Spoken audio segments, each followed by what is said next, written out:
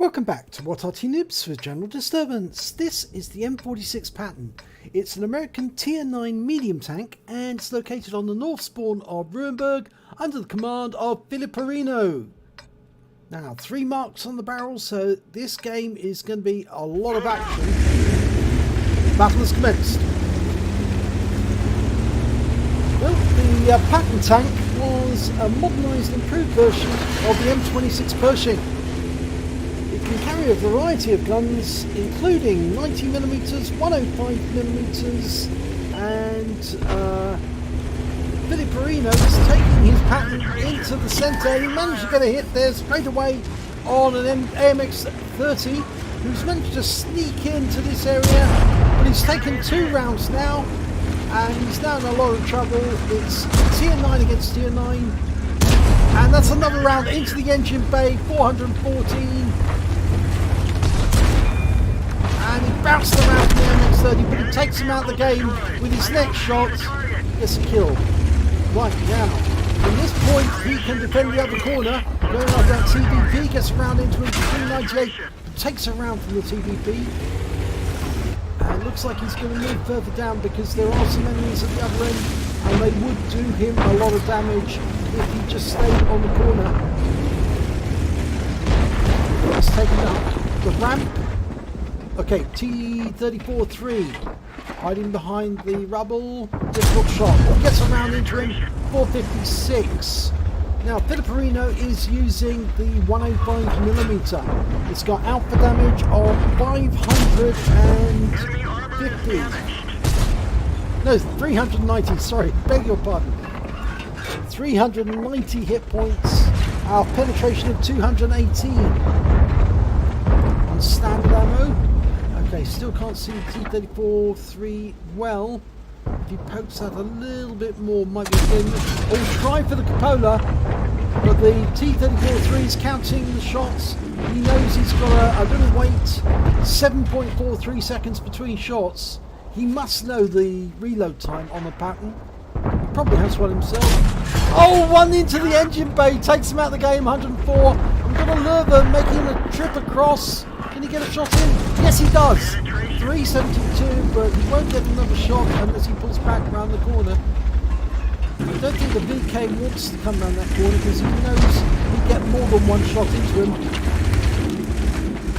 Look how Filipperino is using that corner. Here comes the Oho, and he takes a hit. In fact, he's taken several hits. He's almost out. Oh, just missed it there. Just missed it. He survived by a whisker. Okay, he's going to try crossing the road to get another shot in on the VK, who's 100% health at the moment. We've got the sides of him. Oh no, he pulled back immediately because he was side scraping on that corner. And he knows it full well. If he side scrapes in that corner, it'd be a lot of danger.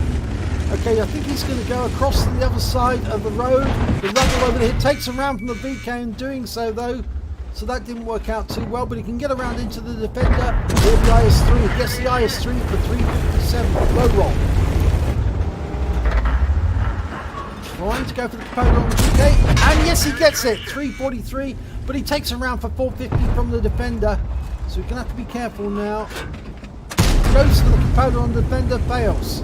Pulls back. You can see the turret on the M46 is actually very, very strong, very tough, and he is hulled down, but he is getting penetration, so that's the problem. He's moving about to try and throw off their aim. Gets around for 388. That one went into the IS-3. Pulls back as much as he can. He might have the high caliber now. 4.7k of damage already. He's not giving him any chance to work out when he's going to pull out by docking backwards and forwards like that. It's keeping them guessing, keeping them interested. Whilst they're interested in him, they're not firing at his teammates. Okay, he's just stopped for a second. He's got in 154 hit points. So he hasn't got much left, but he is doing damage assistance from his teammates of 1,830 so far. I think he was just trying to have a look there to see exactly where the shells were going in. You can see where they were going in. Up to out, gets around into the i3, kills him. So, where's the defender gone? There's the VK. The defender's moved off. He might still be there though. He's gone around. He's near the VK, the defender. So he's going to pop out any second. Here he goes. Oh, and the VK comes out, takes around for 412. He's trying to cross the road. The defender's doing the same. We're going to get another round into him. Yes, it works. 379. We're crossing the road so we can shoot at them from the other side now. We're going to have to get around the corner, I think.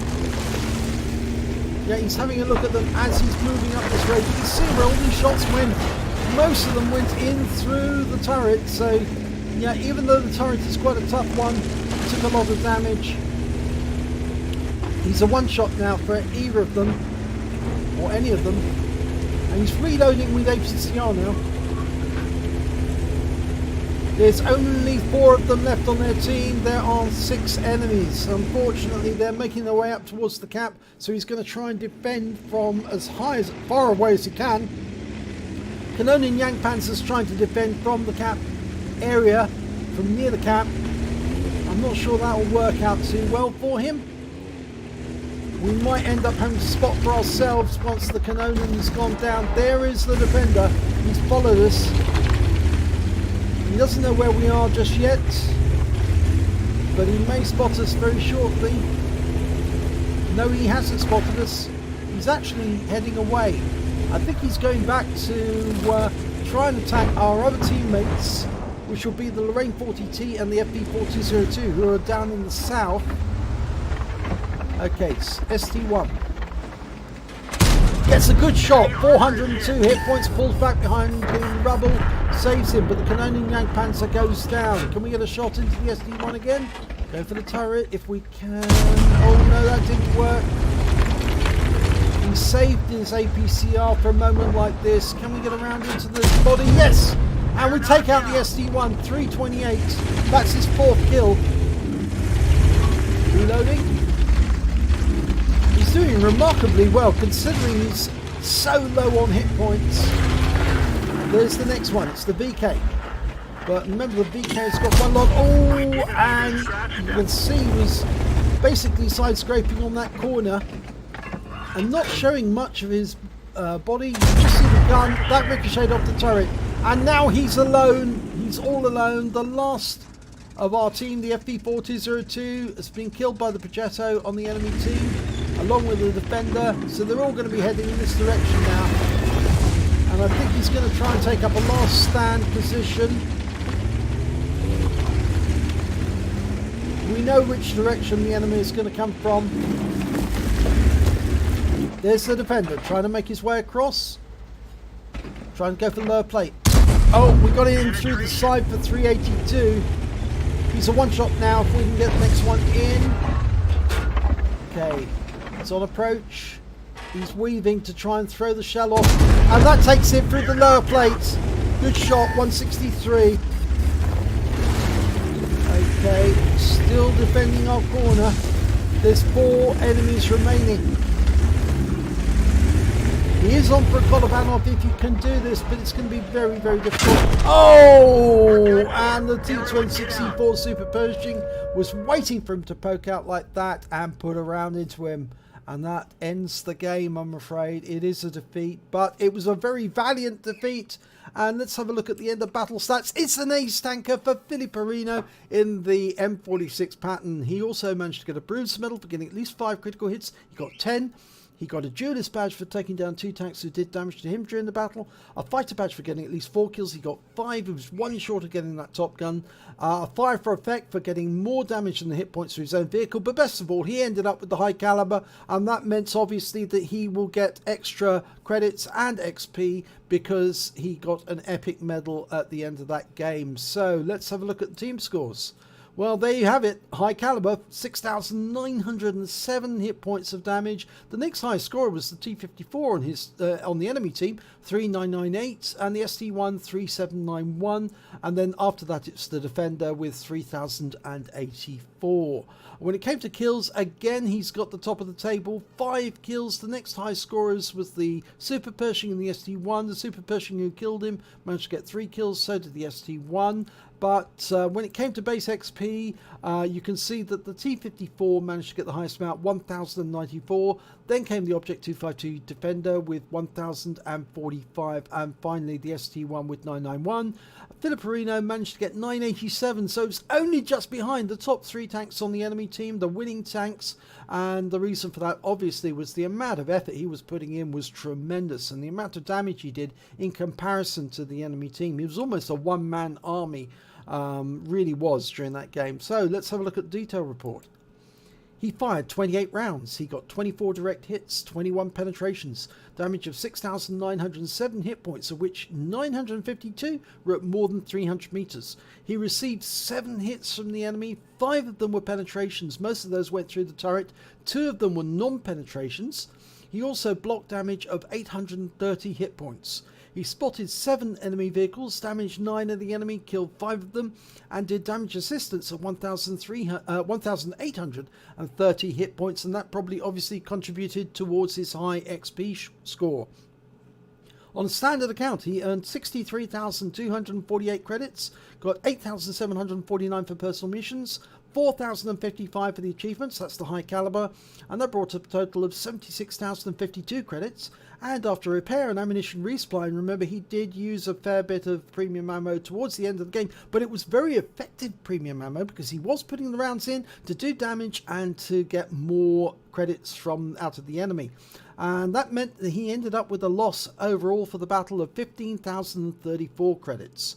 But he did earn base XP of 987, got 539 for the Achievements Award for the high caliber, and 198 for the personal missions payout. So he took away 1,724 experience points altogether. And I'm sure that even though he's actually got 3 marks on his gun, he is rapidly approaching the 100% mark. He's got 97.43 at the moment, so it shows how good a player he's become, that he's actually managed to exceed the 95 needed for the 3 marks, and he's getting very, very close to perfection. So congratulations on a battle well fought, but unfortunately it wasn't a victory in the end. But I think it was mainly because you ran out of teammates who are as good as you. And if you had just a decent team who was able to survive long enough, I'm sure you could have done more damage even to get that mark higher. So if you enjoyed that replay, please give it a like and do subscribe to our channel. And hopefully it'll be your replay that I'll be featuring in the next video.